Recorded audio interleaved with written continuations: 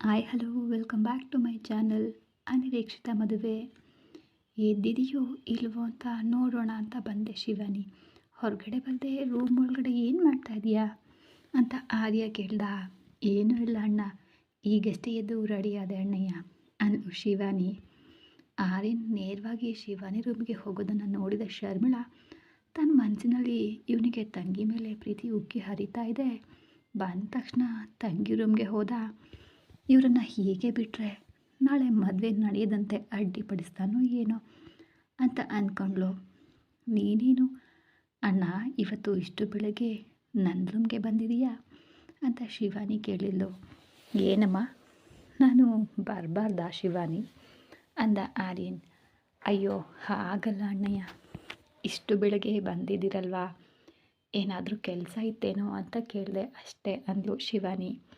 ಹೇಳಿದ್ನಲ್ಲ, ನೀನು ಎದ್ದಿದೆಯೋ ಇಲ್ವೋ ಅಂತ ನೋಡೋಣ ಅಂತ ಬಂದೆ ಅಷ್ಟೇ, ಬೇರೆ ಏನೂ ಇಲ್ಲ ಅಂದನು ಆರ್ಯನ್. ನೆನ್ನೆಯೇ ಬಟ್ಟೆ ಎಲ್ಲ ಇರೋದನ್ನು ನೋಡಿ ಅಣ್ಣಯ್ಯ ನೀವು ರಾತ್ರಿ ಮನೆಗೆ ಬರಲಿಲ್ವಾ ಅಂತ ಅನುಮಾನದಿಂದ ಕೇಳಿದ್ಲು ಶಿವಾನಿ. ಇಲ್ಲಮ್ಮ, ಫ್ರೆಂಡ್ ಮನೆಗೆ ಹೋಗಿದ್ದೆ, ರಾತ್ರಿ ಅಲ್ಲೇ ಮಲ್ಕೊಂಡೆ ಅಂದನು. ಯಾರು ಅಣ್ಣಯ್ಯ ಆ ಫ್ರೆಂಡ್ ಅಂತ ಕೇಳಿದ್ಲು ಶಿವಾನಿ. ಮನೋಜ್ ಕಣಮ್ಮ, ನಿನಗೆ ಗೊತ್ತಲ್ವಾ, ಆ ದಿನ ಆಫೀಸ್ನಲ್ಲಿ ನೋಡಿದೆಯಲ್ಲ ಅಂದನು. ನಮ್ಮ ಜಾಹ್ನವಿ ಅಕ್ಕನ ಅಣ್ಣ ಅಲ್ವಾ ಅಂತ ಆನಂದದಿಂದ ಕೇಳಿದ್ಲು. ಹೌದು ಶಿವಾನಿ, ಜಾಹ್ನವಿ ಅಣ್ಣನೇ. ನಿನ್ನ ಈ ಸಂತೋಷ ನೋಡ್ತಾ ಇದ್ರೆ ನಿನಗೆ ಜಾಹ್ನವಿ ಅಂದರೆ ತುಂಬ ಇಷ್ಟ ಅನ್ನಿಸ್ತಾ ಇದೆ. ನಿಮಗೆ ಮನೋಜ್ ಅವರು ಹೇಗೆ ಫ್ರೆಂಡೋ, ಜಾಹ್ನವಿ ಕೂಡ ನನಗೆ ಹಾಗೇ ಫ್ರೆಂಡ್ ಅಣ್ಣಯ್ಯ ಅಂದ್ಲು. ನಿನ್ನ ಮುಖ ನೋಡಿದ್ರೆ ಅರ್ಥ ಆಗ್ತಿದೆ ಬಿಡು ಶಿವಾನಿ ಅಂದನು ಆರ್ಯನ್. ಜಾಹ್ನವಿ ತುಂಬ ಒಳ್ಳೆಯವಳು ಅಣ್ಣ, ಅವಳ ಹತ್ರ ಮಾತಾಡ್ತಾ ಇದ್ರೆ ನನ್ನ ಮನಸ್ಸಿನಲ್ಲಿ ಇರುವ ನೋವೆಲ್ಲ ಮಾಯವಾಗಿ ಬಿಡುತ್ತೆ ಅಂದ್ಲು. ಆರ್ಯನ್ ಆಶ್ಚರ್ಯದಿಂದ ಶಿವಾನಿ, ನಿನಗೆ ಅಂಥ ನೋವೇನಿದೆಯಮ್ಮ ಅಂತ ಕೇಳ್ದ. ತಾನು ಏನು ಹೇಳಿದೆ ಅಂತ ಅರ್ಥ ಆಗಿ, ಅಯ್ಯೋ ಆ ನೋವಲ್ಲ ಅಣ್ಣಯ್ಯ, ಮೊದಲೆಲ್ಲ ನೀವು ನನ್ನ ಹತ್ರ ಹೀಗೆ ಮಾತಾಡ್ತಾ ಇರಲಿಲ್ವಲ್ಲ, ನೀವು ಮಾತಾಡ್ತಿಲ್ಲ ಅನ್ನುವ ನೋವಿತ್ತು. ಜಾಹ್ನವಿ ಜೊತೆ ಮಾತನಾಡಿದರೆ ಆ ನೋವು ಕೂಡ ಇರ್ತಾ ಇರಲಿಲ್ಲ ಅಣ್ಣಯ್ಯ ಅಂತ ಕವರ್ ಮಾಡಿದ್ಲು. ನನಗೆ ತಿಳಿದಂತೆ ನಿನ್ನನ್ನು ತುಂಬಾ ನೋಯಿಸ್ಬಿಟ್ಟೆ ಶಿವಾನಿ, ಸಾರಿ ಕಣಮ್ಮ ಅಂತ ಆರ್ಯನ್ ಹೇಳ್ದ. ನಿಮಗೆ ಗೊತ್ತಿದ್ದು ನೀವೇನು ಮಾಡಿಲ್ಲ ಅಲ್ವಾ ಅಣ್ಣಯ್ಯ, ಇನ್ನು ಆ ವಿಷಯ ಬಿಡಿ. ರಾತ್ರಿ ಜಾಹ್ನವಿಯವ್ರ ಮನೆಯಲ್ಲಿ ಇದ್ರಲ್ಲ, ಅವಳ ಜೊತೆ ಏನಾದರೂ ಮಾತನಾಡಿದ್ರಾ ಅಂತ ಕೇಳಿದ್ಲು. ಶಿವಾನಿ ಹಾಗೆ ಕೇಳಿದ ತಕ್ಷಣ ಆರ್ಯನ್ ಪಾಪ ಕಂಗಾಲಾಗ್ತಾ ಗಲಿಬಿಲಿಯಾಗಿ, ನಾನು ಇದ್ದಿದ್ದು ನನ್ನ ಫ್ರೆಂಡ್ ಮನೇಲಿ ಶಿವಾನಿ, ನಿಮ್ಮ ಫ್ರೆಂಡ್ ಹತ್ರ ನಾನು ಯಾಕೆ ಮಾತಾಡಲಿ ಅಂದನು. ಕಳ್ಳ, ನಿಮ್ಮ ವಿಷಯ ಗೊತ್ತಿದ್ದು ನಾನು ಕೇಳಿದೆ ನೋಡಿ ಅಂತ ನಕ್ಕಲು ಶಿವಾನಿ. ಸರಿ ಶಿವಾನಿ, ನಾನು ರೆಡಿಯಾಗಿ ಆಫೀಸ್ಗೆ ಹೋಗ್ತೀನಿ, ನೀನು ಜಾಗ್ರತೆ, ಏನಾದರೂ ಬೇಕಿದ್ರೆ ಫೋನ್ ಮಾಡು ಅಂದ. ಹಾಗೇನೇ ಆಗಲಿ ಅಣ್ಣಯ್ಯ, ರೆಡಿಯಾಗಿ ಬನ್ನಿ, ತಿಂಡಿ ತಿನ್ನೋಣ ಅಂದ್ಲು. ಹೀಗೆ 10 ನಿಮಿಷದಲ್ಲಿ ಬರ್ತೀನಿ ಅಂತ ಆರ್ಯನ್ ಹೇಳಿ ಹೋದ. ಆರ್ಯನ್ ಜೊತೆ ಮಾತನಾಡಿದ ನಂತರ ಶಿವಾನಿಯ ಮನಸ್ಸಿನಲ್ಲಿ ಸ್ವಲ್ಪ ನೋವು ಕಡಿಮೆಯಾದಂತೆ ಅನ್ನಿಸ್ತು. ಒಮ್ಮೆ ಕನ್ನಡಿಯಲ್ಲಿ ತನ್ನ ಮುಖವನ್ನು ನೋಡಿಕೊಂಡು ಕೆಳಗಡೆ ಬಂದಳು. ಶಿವಾನಿ ಕೆಳಗೆ ಬರೋದನ್ನು ನೋಡಿದ ಶರ್ಮಿಳಾ, ಅಣ್ಣನ ಜೊತೆ ಮಾತನಾಡಿದ ಮೇಲೆ ಮುಖದಲ್ಲಿ ಇಷ್ಟೊಂದು ಸಂತೋಷ ಕಾಣ್ತಾ ಇದೆ ಅಂತ ಮನಸ್ಸಿನಲ್ಲೇ ಅಂದ್ಕೊಂಡು ನಗ್ತಾ, ಯಾಕೆ ಆರ್ಯ ಬಂದಿಲ್ವಾ ಶಿವಾನಿ ಅಂತ ಕೇಳಿದ್ಲು. ಅಣ್ಣಯ್ಯ ರೆಡಿಯಾಗಿ ಬರ್ತೀನಿ ಅಂದರು ಚಿಕ್ಕಮ್ಮ ಅಂತ ಹೇಳಿ ಡೈನಿಂಗ್ ಟೇಬಲ್ ಹತ್ರ ಕುಳಿತುಕೊಂಡ್ಳು. ಆಗ ರಮೇಶ್ ಫೋನ್ ಮಾಡಿದ್ನ ಶಿವಾನಿ ಅಂದ್ಲು. ಇಲ್ಲ ಚಿಕ್ಕಮ್ಮ, ರಮೇಶ್ ಅನ್ನೋ ಹೆಸರನ್ನ ಕೇಳಿದ ತಕ್ಷಣ ಅಲ್ಲಿವರೆಗೂ ಇದು ಸಂತೋಷ ಎಲ್ಲ ಹೊರಟೋಯ್ತು.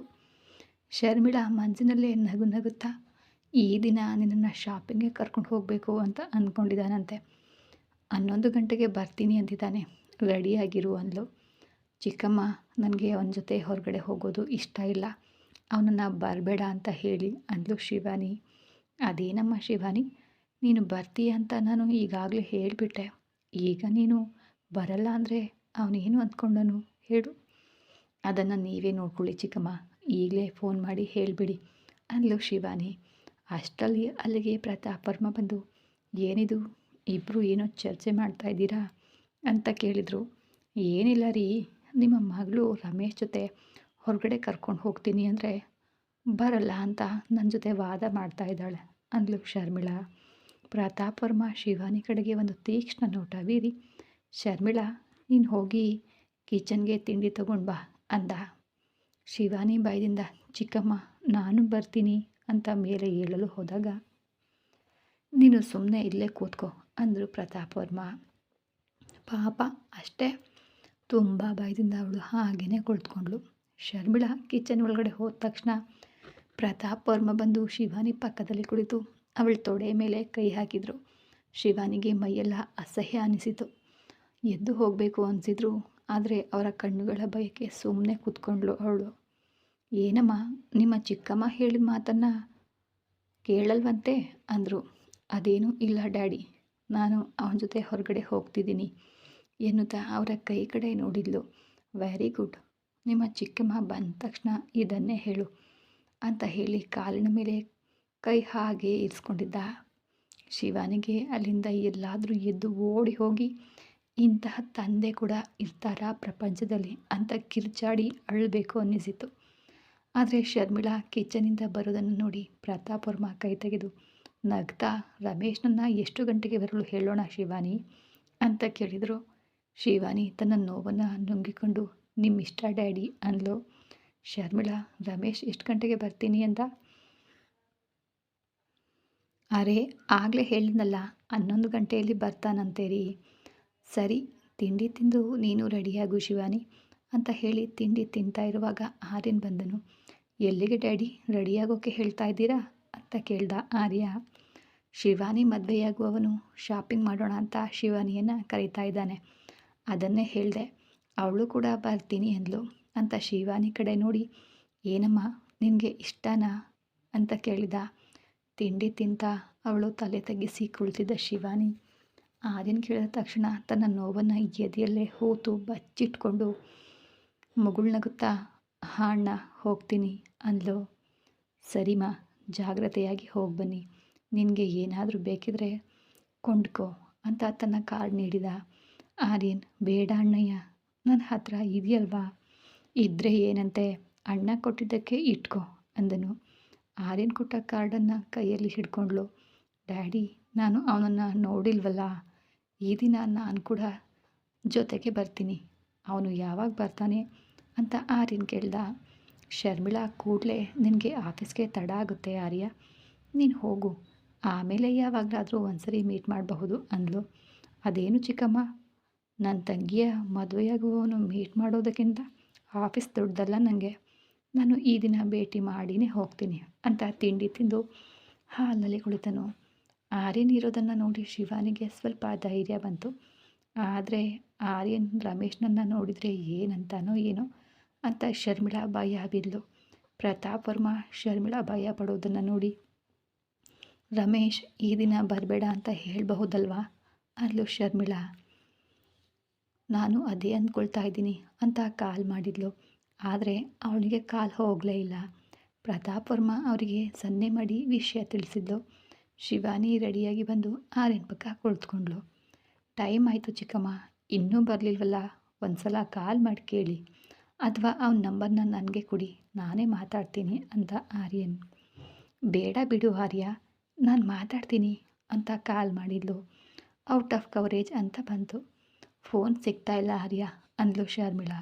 ಹೌದಾ, ಸರಿ ಚಿಕ್ಕಮ್ಮ, ನನಗೆ ನಂಬರ್ ಕಳಿಸಿ, ನಾನೇ ಮಾತಾಡ್ತೀನಿ ಅಂತ ಆರ್ಯನ್ ಅಲ್ಲಿಂದ ಹೊರಟನು. ಅವನು ಹೋಗ್ತಾನೆ ಅಂದಾಗ ಶರ್ಮಿಳಾಗಂತೂ ತುಂಬ ಸಂತೋಷ ಆಯಿತು. ಆದರೆ ನಂಬರ್ ಕೇಳಿದಾಗ ಅವಳಿಗೆ ಸ್ವಲ್ಪ ಭಯನೂ ಆಯಿತು. ಆರ್ಯನ್ ಫೋನ್ ಮಾಡಿದರೆ ರಮೇಶ್ ಏನಾದರೂ ಬಾಯಿಗೆ ಬಂದಂತೆ ಮಾತನಾಡಿಬಿಡ್ತಾನೋ ಏನೋ ಅಂತ ಹೆದರಿ, ಅವನು ಬಂದಮೇಲೆ ನಾನೇ ನಿನಗೆ ಕಾಲ್ ಮಾಡ್ತೀನಿ ಆರ್ಯ, ಮಾಡಿಸ್ತೀನಿ ಬಿಡು, ನಿನಗೆ ಟೈಮ್ ಆಯ್ತಲ್ಲ, ಹೊರಡು ಅಂದ್ಲು. ಸರಿ ಶಿವಾನಿ, ನಿನಗೆ ಏನು ಬೇಕೋ ಅದನ್ನು ಕೊಂಡ್ಕೋ ಅಂತ ಹೇಳಿ ಹೊರಟು ಹೋದ ಆರ್ಯನ್. ಸಂಜೆ ಶಿವಾನಿ ತನ್ನ ರೂಮ್ನಲ್ಲಿ ಮಲಗಿ ತನ್ನ ಎದೆ ಮೇಲಾದ ಗಾಯವನ್ನು ನೋಡಿಕೊಂಡು ಅಳ್ತಾ ಇದ್ಲು. ಯಾರೋ ಬಾಗಿಲು ತಟ್ತಾ ಇರೋದನ್ನು ಕೇಳಿ ತನ್ನ ಕಣ್ಣೀರನ್ನು ಒರೆಸ್ಕೊಂಡು ಬಾಗಿಲಿನ ಕಡೆ ಹೋಗ್ತಾ ಕನ್ನಡಿಯಲ್ಲಿ ಮುಖ ನೋಡಿಕೊಂಡ್ಳು. 10 ದಿನಗಳಿಂದ ಏನು ತಿನ್ನದವರ ಹಾಗೆ ಮುಖ ಬಾಡಿ ಹೋಗಿತ್ತು. ತಕ್ಷಣ ಬಾತ್ರೂಮ್ಗೆ ಹೋಗಿ ಮುಖ ತೊಳ್ಕೊಂಡು ಬಂದು ಬಾಗಿಲು ತೆಗೆದ್ಲು. ಬಾಗಿಲು ತೆಗೆದ ತಕ್ಷಣ ಶಿವಾನಿ ಎನ್ನುತ್ತಾ ಜಾಹ್ನವಿ ನಗ್ನಗ್ತಾ ಮಾತನಾಡಿಸಿದ್ಲು. ಜಾಹ್ನವಿಯನ್ನು ನೋಡಿದ ಕೂಡಲೇ ಶಿವಾನಿಗೆ ಅಳು ತಡೆಯಲಾಗಲೇ ಇಲ್ಲ. ಜಾಹ್ನವಿ ಅನ್ನುತ್ತಾ ಅವಳನ್ನು ತಬ್ಬಿಕೊಂಡು ಜೋರಾಗಿ ಅಳತೊಡಗಿದ್ಲು.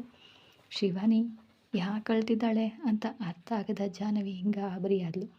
ಅವಳನ್ನು ರೂಮಿನ ಒಳಗಡೆ ಕರ್ಕೊಂಡು ಬಂದು ಬಾಗಿಲು ಹಾಕಿ ಬೆಡ್ ಮೇಲೆ ಕುಳಿತುಕೊಂಡ್ಳು. ಏನಾಯಿತು ಶಿವಾನಿ, ನನ್ನ ಹತ್ರ ಹೇಳಬಾರ್ದಾ ಅಂತ ತಲೆ ಮೇಲೆ ಕೈ ಇಟ್ಟು ಸಮಾಧಾನ ಪಡಿಸ್ತಾ ಕೇಳಿದ್ಲು. ಜಾಹ್ನವಿ ಆಗ ಕೇಳಿದಾಗ ತಕ್ಷಣ ಶಿವಾನಿ ಅವಳನ್ನು ಗಟ್ಟಿಯಾಗಿ ಹಿಡ್ಕೊಂಡು, ನನಗೆ ಬದುಕಬೇಕು ಅಂತ ಅನ್ನಿಸ್ತಿಲ್ಲ ಜಾಹ್ನವಿ, ಸತ್ತು ಹೋಗಿ ನಮ್ಮ ಅಮ್ಮನ ಹತ್ರ ಹೋಗಿ ಅಮ್ಮನ ಮಡಿಲಲ್ಲಿ ತಲೆ ಇಟ್ಟು ಅಳ್ಳಬೇಕು ಅನ್ನಿಸ್ತಾ ಇದೆ ಅಂತ ಅಳ್ತಾ ಹೇಳಿದ್ಲು. ಶಿವಾನಿ ಹಾಗೆ ಹೇಳ್ತಾ ಇದ್ರೆ ಜಾಹ್ನವಿ ಹೃದಯ ಕಿವುಚಿದಂತಾಯಿತು. ಏನಿದು ಶಿವಾನಿ, ಈ ಮಾತುಗಳು ತಪ್ಪು, ಹಾಗೆಲ್ಲ ಮಾತಾಡಬಾರ್ದಮ್ಮ. ಯಾಕೆ ಅಷ್ಟೊಂದು ನೋವು ಪಡ್ತಾ ಇದೀಯಾ? ಅಮ್ಮನ ನಂತರ ಅತ್ತಿಗೆನ ಅಮ್ಮ ಅಂತಾರೆ ಅಲ್ವಾ, ನಿನ್ನ ಅತ್ತಿಗೆಯಾಗಿ ಕೇಳ್ತಾ ಇದ್ದೀನಿ, ಏನಾಯಿತು ಅಂತ ನನಗೆ ಹೇಳು ಅಂದ್ಲು. ಅತ್ತಿಗೆ ಎನ್ನುವ ಮಾತು ಕೇಳಿದ ತಕ್ಷಣ ಶಿವಾನಿ ಶಾಕಾಗಿ ನೋಡ್ತಾ, ಜಾಹ್ನವಿ, ನೀನು ಹೇಳ್ತಾ ಇರೋದು ನಿಜಾನಾ? ನೀನು ನನ್ನ ಅತ್ತಿಗೆಯಾ? ಅಂದರೆ ಆರ್ಯನಣ್ಣನಿಗೆ ನೀನು ಹೆಂಡ್ತೀಯಾ ಅಂತ ಕೇಳಿದ್ಲು. ಅಯ್ಯಯ್ಯೋ, ಏನೋ ಮರೆತು ಜಾಹ್ನವಿ ಬಾಯಿ ಬಿಟ್ಲು. ಈಗ ಹೇಳಿದೆ ಅವಳಿಗೆ ವಿಧಿನೇ ಇಲ್ಲ. ಶಿವಾನಿ ಹಾಗೆ ಕೇಳ್ತಾ ಇದ್ರೆ ಜಾಹ್ನವಿಗೆ ಏನು ಹೇಳಬೇಕು ಅಂತ ಅರ್ಥ ಆಗಲಿಲ್ಲ. ಯಾವುದೋ ಆವೇಶದಲ್ಲೇನೋ ಶಿವಾನಿ ನೋವನ್ನು ನೋಡಿ ಅತ್ತಿಗೆ ಅಂತ ಹೇಳಿಬಿಟ್ಟಿದ್ಲು. ಈಗ ನಿಜವಾಗಿಯೂ ಆರ್ಯನ್ ಪತ್ನಿ ಅಂತ ಒಪ್ಕೊಂಡ್ರೆ ಆರ್ಯನ್ ಸಿಟ್ಟು ಮಾಡ್ಕೊಳ್ತಾನೋ ಏನೋ ಅಂತ ಅವಳು ಯೋಚಿಸ್ತಾ ಇದ್ಲು. ಜಾಹ್ನವಿ, ಏನು ಯೋಚನೆ ಮಾಡ್ತಿದೀಯಾ? ನೀನು ನಿಜವಾಗಿಯೂ ನನ್ನ ಅತ್ತಿಗೆನಾ ಅಂತ ಮತ್ತೆ ಕೇಳಿದ್ಲು. ಶಿವಾನಿ ಮತ್ತೆ ಕೇಳಿದ್ಲು, ನಿನಗೆ ಅತ್ತಿಗೆ ಅಂತ ಹೇಳಿದರೆ ನಿಮ್ಮ ಆ ಕೋಪಿಷ್ಟ ಅಣ್ಣ ಏನಂತಾರೋ ಅಂತ ಭಯ ಆಗ್ತಿದೆ. ನೀನೇನೋ ಮತ್ತೆ ಮತ್ತೆ ಕೇಳ್ತಲೇ ಇದೆಯಾ, ಈಗ ನಾನು ಏನು ಮಾಡಲಿ ಅಂತ ಮನಸ್ಸಿನಲ್ಲೇ ಅಂದ್ಕೊಂಡು, ಜಾಹ್ನವಿ, ಶಿವಾನಿಗೆ ಸದ್ಯಕ್ಕೆ ನಿಜ ಹೇಳಿ ಯಾರಿಗೂ ಹೇಳಬೇಡ, ಯಾರಿಗೂ ತಿಳಿಸದಂತಿರಲು ಹೇಳೋದು ಸರಿ ಅಂತ ತೀರ್ಮಾನಿಸಿದ್ಲು. ಶಿವಾನಿ, ನಿನಗೊಂದು ನಿಜ ಹೇಳ್ತೀನಿ, ನೀನು ಇದನ್ನು ಯಾರಿಗೂ ಕೂಡ ಹೇಳಬಾರ್ದು, ಹಾಗಾದರೆ ಮಾತ್ರ ನಾನು ನಿನಗೆ ಈ ವಿಷಯವನ್ನು ಹೇಳ್ತೀನಿ ಅಂದ್ಲು. ಸರಿ ಜಾಹ್ನವಿ, ನೀನು ಹೇಳ್ದಂತೆಯೇ ಕೇಳ್ತೀನಿ. ಆ ವಿಷಯ ಏನು? ನಾನು ಖಂಡಿತ ಯಾರಿಗೂ ಹೇಳಲ್ಲ. ವಿಷಯ ಈಗ ಹೇಳು ಏನು ಅಂತ ಅಂದ್ಲು ಶಿವಾನಿ. ನಾನು ನಿನಗೆ ಅತ್ತಿಗೆನೇ ಶಿವಾನಿ. ನಿನ್ನ ಅಣ್ಣನಿಗೂ ನನಗೂ ಮದುವೆ ನಡೆದಿದೆ ಅಂತ ಜಾಹ್ನವಿ ಗುಟ್ಟನ್ನು ಬಿಟ್ಕೊಟ್ಲು. ಶಿವಾನಿ ಆಶ್ಚರ್ಯದಿಂದ ನೋಡ್ತಾ, ಏನು ಜಾಹ್ನವಿ ನೀನು ಹೇಳ್ತಾ ಇರೋದು? ಅಣ್ಣಯ್ಯ ನಿನ್ನನ್ನು ಮದುವೆ ಮಾಡ್ಕೊಂಡಿದ್ದಾರಾ ಅಂತ ಕೇಳಿದ್ಲು. ಹೌದು ಶಿವಾನಿ ಅನ್ನುತ್ತಾ ಜಾಹ್ನವಿ ಅಲ್ಲಿವರೆಗೆ ನಡೆದ ಕಥೆಯನ್ನೆಲ್ಲ ವಿವರಿಸಿದ್ಲು. ಅಣ್ಣಯ್ಯ ಹಾಗೆ ಅಂದ್ರ, ತಾಳಿ ಕಟ್ಟಿ ನಿಮ್ಮ ಅಣ್ಣನಿಗೋಸ್ಕರ ಕಟ್ಟೆ ಅಂತ ಹೇಳಿ ನಿನ್ನನ್ನು ಅಲ್ಲೇ ಬಿಟ್ಟು ಬರೋದು ತಪ್ಪಲ್ವಾ? ನಿನ್ನನ್ನೇ ಮನೆಗೆ ಕರ್ಕೊಂಡು ಬಂದು ಎಲ್ರಿಗೂ ಹೇಳಬೇಕಿತ್ತಲ್ವ ಜಾಹ್ನವಿ? ಅಲ್ಲ ಸಾರಿ ಅತ್ತಿಗೆ ಅಂದು ಶಿವಾನಿ. ಶಿವಾನಿ, ಅಪ್ಪ ಅಮ್ಮ ತೀರ್ಹೋದ ಆ ಸಮಯದಲ್ಲಿ ನಿಮ್ಮ ಅಣ್ಣನ ಮನಸ್ಥಿತಿ ಹಾಗಾಗಿತ್ತು ಅಂದಮೇಲೆ ಜಾಹ್ನವಿ ಸಮರ್ಥಿಸಿಕೊಂಡ್ಳು. ಆವಾಗೇನು ಹಾಗೆ ಇತ್ತು ಸರಿ, ಆದರೆ ಇವಾಗ ಬದಲಾಗಿದ್ದಾರಾ? ನಿನ್ನ ಜೊತೆ ಮಾತನಾಡ್ತಾ ಇದ್ದಾರಾ ಅಂತ ಶಿವಾನಿ ಕೇಳಿದ್ಲು. ಮಾತಾಡೋದು ಮಾತ್ರ ಅಲ್ಲ, ಪ್ರೀತಿಯನ್ನು ಕೂಡ ಕೊಟ್ಟಿದ್ದಾರೆ ಅಂತ ಮನಸ್ಸಿನಲ್ಲೇ ನಕ್ಕು ಜಾಹ್ನವಿ ಮಾತಾಡ್ತಾ ಇದ್ದರೆ, ಶಿವಾನಿ, ರಾತ್ರಿ ಕೂಡ ನಮ್ಮ ಅಣ್ಣ ನಿಮ್ಮ ಮನೆಯಲ್ಲೇ ಇದ್ದರು ಅಂದ್ಲು. ಅಮ್ಮ, ಅಣ್ಣಯ್ಯ ನಿಮ್ಮ ಫ್ರೆಂಡ್ ಮನೆಯಲ್ಲಿ ಇದ್ದೀನಿ ಅಂತ ಸುಳ್ಳು ಹೇಳಿ ಅದಕ್ಕೆ ಹತ್ರ ಇದ್ದೀರಾ ಅಲ್ವಾ? ಇರಿ ನಿಮಗೆ ಸರಿಯಾಗಿ ಹೇಳ್ತೀನಿ ಅಂದ್ಲು ಶಿವಾನಿ. ಅದಕ್ಕೆ ಅಣ್ಣಯ್ಯ ಬಂದಿದ್ದು ನಿಮ್ಮ ಅಣ್ಣನಿಗೋಸ್ಕರ ಅಲ್ಲ, ನಿನ್ನ ಮೇಲಿರೋ ಪ್ರೀತಿಗೋಸ್ಕರ ನಿಮ್ಮ ಮನೆಯಲ್ಲಿ ಇದ್ದರು ಅಲ್ವಾ ಅಂತ ಶಿವಾನಿ ಮತ್ತೆ ರೇಗಿಸಿದ್ಲು. ನಿಮ್ಮ ಅಣ್ಣ ಯಾರ ಸಲುವಾಗಿ ಬಂದಿದ್ದಾರೋ ನನಗೇನು ಗೊತ್ತು, ನಿಮ್ಮ ಅಣ್ಣನನ್ನೇ ಕೇಳು ಅಂದ್ಲು ಜಾಹ್ನವಿ ನಾಚಿಕೆಯಿಂದ. ಸರಿ ಬಿಡಿ, ನಮ್ಮ ಅಣ್ಣಯ್ಯ ಬಂದ ತಕ್ಷಣ ಅತ್ತಿಗೆಗೋಸ್ಕರ ತಾನೇ ಹೋಗಿದ್ದು ಅಂತ ಕೇಳ್ತೀನಿ. ಶಿವಾನಿ, ನಿಜವಾಗಿಯೂ ಕೇಳಿಬಿಡ್ತೀಯ ಏನು? ಹಾಗೆ ಕೇಳಿದರೆ ಯಾರು ಹೇಳಿದರು ಅಂತ ನನ್ನ ಮೇಲೆ ಸಿಟ್ಟು ಮಾಡ್ಕೊಳ್ತಾರೆ ಅಂದ್ಲು ಜಾಹ್ನವಿ ಭಯದಿಂದ. ಹೆದರಬೇಡ ಅತ್ತಿಗೆ, ಈಗಲೇ ಏನು ಕೇಳಲ್ಲ ಬಿಡು ಅಂತ ನಕ್ಕಳು. ಆದರೆ ಆ ನಗುವಿನಲ್ಲಿ ಜೀವವೇ ಇರಲಿಲ್ಲ. ಶಿವಾನಿ, ಮೊದಲು ನನಗೆ ವಿಷಯ ಹೇಳು, ಅಷ್ಟೊಂದು ಯಾಕೆ ಅಳ್ತಾ ಇದ್ದೆ ಅಂತ ಜಾಹ್ನವಿ ಗಂಭೀರವಾಗಿ ಕೇಳಿದ್ಲು. ಅತ್ತಿಗೆ, ಆಗಲೇ ಅಣ್ಣನ ಮದುವೆ ವಿಷಯದಲ್ಲಿ ಮನೆಯಲ್ಲಿ ಹೇಳಿಲ್ಲ ಅಂತ ಬೇಜಾರಲ್ಲಿ ಇದ್ದಾರೆ. ಇವಾಗ ನಾನು ನನ್ನ ಕಷ್ಟಗಳನ್ನು ಕೂಡ ಅವ್ರ ಹತ್ರ ಹೇಳ್ಕೊಂಡ್ರೆ ಇನ್ನೂ ಅವರನ್ನು ಯಾಕೆ ನೋಯಿಸೋದು ಅಂತ ಶಿವಾನಿ ಅಂದ್ಕೊಂಡು, ಏನೂ ಇಲ್ಲ ಅತ್ತಿಗೆ, ಅಮ್ಮನ ನೆನಪಾಗಿ ಕಣ್ಣೀರು ಬಂತು ಅಷ್ಟೇ ಅಂತ ಸುಳ್ಳು ಹೇಳಿದ್ಲು. ಶಿವಾನಿ, ನೀನು ಹೇಳ್ತಾ ಇರೋದು ನಿಜಾನಾ? ಅದಕ್ಕೆ ಇಷ್ಟೊಂದು ನೋವಿನಲ್ಲಿ ಇದೆಯಾ ಅಂತ ಜಾಹ್ನವಿ ಅನುಮಾನದಿಂದ ಕೇಳಿದ್ಲು. ನನಗೆ ಇನ್ನೇನು ಕಷ್ಟ ಇರುತ್ತೆ ಅದಕ್ಕೆ, ಅಮ್ಮನ ನೆನಪಾಯಿತು ಅಷ್ಟೇ. ಹೌದು, ಈ ದಿನ ನಿನ್ನ ಮದುವೆಯಾಗೋ ಜೊತೆ ಶಾಪಿಂಗ್ ಹೋಗಿದ್ದೆ ಅಲ್ವಾ? ನಿಮ್ಮ ಯಜಮಾನರು ನಿನಗೆ ಏನು ಕೊಡಿಸಿದ್ರು ತೋರಿಸು ಅಂದ್ಲು ಜಾಹ್ನವಿ. ಜಾಹ್ನವಿ ಹಾಗೆ ಕೇಳಿದ ತಕ್ಷಣ ಶಿವಾನಿಯ ಮನಸ್ಸಿನಲ್ಲಿ ನೋವು ಉಕ್ಕಿ ಬಂತು. ಅವಳಿಗೆ ಏನು ಹೇಳಬೇಕು ಅಂತ ಕೂಡ ತೋಚಲಿಲ್ಲ. ಏನಾಯಿತು ಶಿವಾನಿ, ತೋರಿಸು ಅಂದ್ಲು ಜಾಹ್ನವಿ. ಅದು ಅತ್ತಿಗೆ ನನ್ನ ಹತ್ರ ಎಲ್ಲ ಇತ್ತು ಅಂತ ನಾನೇನು ತಗೊಳ್ಳಿಲ್ಲ, ಅವರಿಗೆ ಬಟ್ಟೆ ಸೆಲೆಕ್ಟ್ ಮಾಡಿಕೊಟ್ಟೆ ಅಷ್ಟೇ ಅಂದ್ಲು ಶಿವಾನಿ. ಇನ್ನೂ ಹೆಚ್ಚಾಗಿ ಕೇಳಿದ್ರೆ ಚೆನ್ನಾಗಿರೋದಿಲ್ಲ ಅಂತ ಜಾಹ್ನವಿ ಸುಮ್ಮನೆ ಆದಳು. ಹಾಗೆ ಅತ್ತಿಗೆ, ನಾನು ಶಾಪಿಂಗ್ ಹೋಗಿದ್ದ ವಿಷಯ ನಿನಗೆ ಯಾರು ಹೇಳಿದ್ದು ಅದು ಅಂತ ಜಾಹ್ನವಿ ತಡಬಡಾಯಿಸಿದ್ಲು. ಗೊತ್ತು, ಅಣ್ಣಯ್ಯ ಹೇಳಿದ್ರಲ್ವಾ ಅಂದ್ಲು ಶಿವಾನಿ. ನಿಮ್ಮ ಅಣ್ಣನ ಹತ್ರ ನಾನು ಶಿವಾನಿಯನ್ನು ನೋಡಿ ತುಂಬ ದಿನ ಆಯಿತು, ಮನೆಗೆ ಹೋಗ್ಲಾ ಅಂತ ಕೇಳಿದೆ. ಅವಳು ಶಾಪಿಂಗ್ ಹೋಗಿದ್ದಾಳೆ ಅಂತ ಹೇಳಿದರು. ನಾನು ಬೆಳಗ್ಗೆನೇ ಬರೋಣ ಅಂತ ಅಂದ್ಕೊಂಡೆ, ಆದರೆ ಈಗ ಬಂದೆ ವಿಷಯವನ್ನು ನಿಮ್ಮ ಅಣ್ಣನಿಗೆ ಫೋನ್ ಮಾಡಿ ಹೇಳಿಲ್ಲ ನಾನು ಅಂದ್ಲು ಜಾಹ್ನವಿ. ಹಾಗಾದರೆ ಅಣ್ಣನಿಗೆ ಹೇಳಿದೆ ಈ ನಾದನೆಯನ್ನು ನೋಡಲು ಬಂದಿದೆಯಾ ಅಂದ್ಲು ಶಿವಾನಿ. ಹೌದು ಶಿವಾನಿ, ರಾತ್ರಿ ನೀನು ನನ್ನ ಕನಸಲ್ಲಿ ಬಂದೆ, ನಿನ್ನನ್ನು ನೋಡಬೇಕು ಅನಿಸಿತು ಅಂದ ತಕ್ಷಣ ಶಿವಾನಿ ಓಡಿ ಬಂದು ಜಾಹ್ನವಿಯನ್ನು ಹಾಗೆ ಮಾಡಿಕೊಂಡ್ಳು. ನನ್ನ ಬಗ್ಗೆ ಯೋಚಿಸುವವರು ಯಾರಾದರೂ ಇದ್ದರೆ ಅಂದರೆ ನನಗೆ ತುಂಬ ಸಂತೋಷ ಆಗ್ತಾಯಿದೆ ಅದಕ್ಕೆ ಅಂದ್ಲು. ನಿನ್ನ ಬಗ್ಗೆ ಯೋಚಿಸುವವರು ಯಾಕೆ ಇರಲ್ಲ ಶಿವಾನಿ ಅನ್ನುತ್ತಾ ತಲೆ ಸವರಿ ಲಾಲಿಸಿದ್ಲು ಜಾಹ್ನವಿ. ಏನೋ ಅದಕ್ಕೆ ನನಗೆ ಈವರೆಗೂ ಯಾರೂ ಹಾಗೆ ಕಾಣಿಸ್ಲಿಲ್ಲ, ಇನ್ನು ಮುಂದೆ ಕಾಣಿಸ್ತಾರೆ ಬಿಡು ಶಿವಾನಿ. ನಿನ್ನನ್ನು ಮದುವೆಯಾಗುವವನು ನಿನ್ನನ್ನು ಕನಸಲ್ಲೂ ನೆನಪಿಸ್ಕೊಳ್ತಾನೆ ನೋಡು ಅಂದ್ಲು ಜಾಹ್ನವಿ. ಪಾಪ ಶಿವಾನಿ ವಿರಕ್ತಿಯಿಂದ ಒಂದು ನಗು ನಕ್ಕಳು. ಶಿವಾನಿ, ಮನೆಯಲ್ಲಿ ನಿಮ್ಮ ಚಿಕ್ಕಮ್ಮ ಇಲ್ವಾ ಅಂತ ಕೇಳಿದ್ಲು ಜಾಹ್ನವಿ. ಗೊತ್ತಿಲ್ಲ ಅದಕ್ಕೆ, ಯಾಕೆ ಮನೆಗೆ ಬರುವಾಗ ಕೇವಲ ಕೆಲಸದವರು ಬಿಟ್ಟರೆ ಯಾರೂ ಕಾಣಿಸ್ಲಿಲ್ಲ, ಅದಕ್ಕೆ ಕೇಳಿದೆ ಅಷ್ಟೇ ಅಂದ್ಲು. ಎಲ್ಲಾದರೂ ಹೊರಗಡೆ ಹೋಗಿರಬಹುದು ಅದಕ್ಕೆ, ಇರು ನಿನಗಾಗಿ ಜ್ಯೂಸ್ ತರಲು ಹೇಳ್ತೀನಿ ಅಂತ ಶಿವಾನಿ ಮೇಲೆ ಹೇಳಲು ಹೋದಾಗ, ಈಗ ಏನೂ ಬೇಡ ಶಿವಾನಿ, ರಾತ್ರಿ ಆಯಿತು, ನಾನು ಮನೆಗೆ ಹೊರಡ್ತೀನಿ ಅಂದ್ಲು ಜಾಹ್ನವಿ.